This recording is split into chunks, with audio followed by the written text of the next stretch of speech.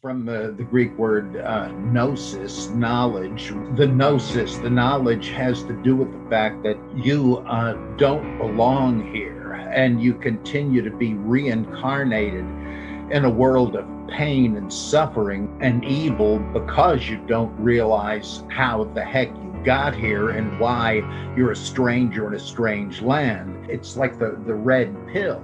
And he says, you see, you don't belong here because your origins are up in the pleroma, among the ions. But as long as you don't accept that, you're just going to be on the treadmill of reincarnation forever. According to Valentinus, the greatest of the Gnostic teachers, there were 365 ions altogether. And Gnosticism and so forth had to do with astrology, as I guess everything did back then. Well, at the very, now, why an odd number? Well, the very last one was Sophia, wisdom.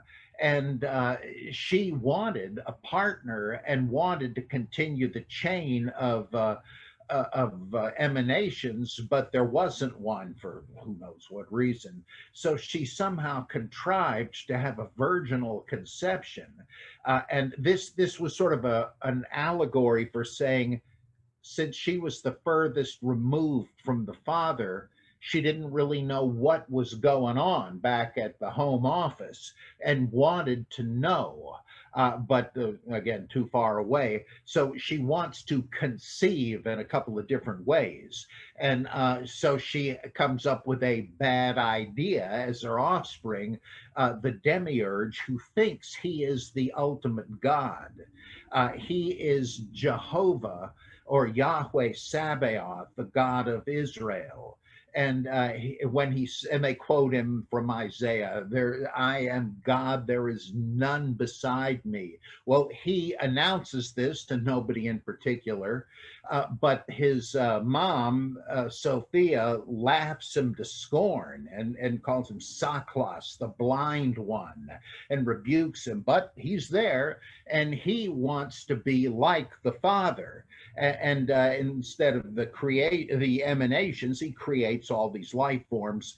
But first, the archons, which I assume to be the same as archangels, the ruling angels, they're his flunkies, and together they create this world.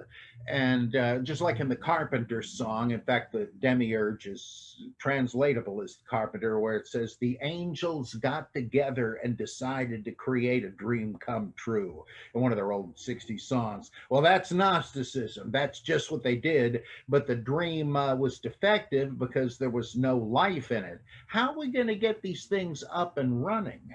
And so what they did was the archons, and there are two different Gnostic accounts of this. Right. In one of them, they found one, they mugged one of the ions, the man of light, all so-called the primal man. This probably goes back to Zoroastrianism and so on. And they ripped him apart and used I like to say, the divine photons, the sparks of the divine light. Wow. And they use this as what we might call self-replicating DNA for all the mud pie creations of the demiurge. And so they, like Frankenstein's monster, they woke up, such as they were, and it gets even more complicated than that. According to another one, they somehow got Sophia curious about what was going on here. What had her son done? And so she looks into the great lake of matter and sees her own reflection, which is glowing as she is with a divine light.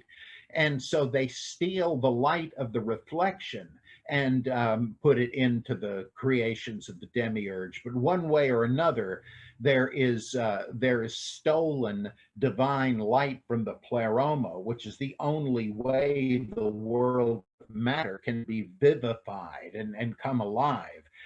Again, this is very much like Samkhya Jainism and so forth, where they said that there was a lake of inert matter, Yeah. and somehow these various purushas, as they called them, these divine sparks, the same thing pretty much, Right. uh, fell into the world of prakriti or matter, which had latent within it various elements. This is very much like Empedocles and some of the pre-Socratic philosophers. Yeah.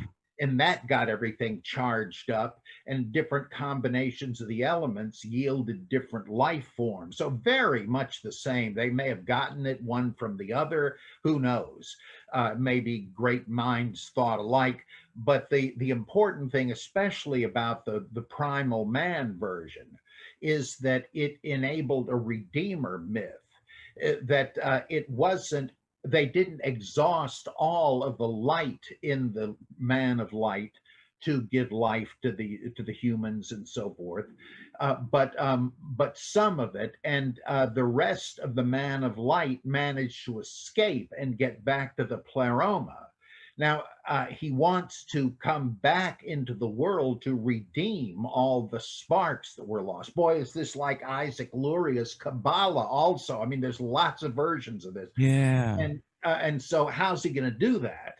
Well, either he appears as a revealer, like Morpheus in the Matrix, which of course is almost overtly based on Gnosticism. Yes. Either he reappears as a teacher to or sends people that have more than their share of the divine light in them, a Gnostic elite, to seek out the other poor mortals who are strangers in a strange land. Well, what am I doing here? Why do I not fit?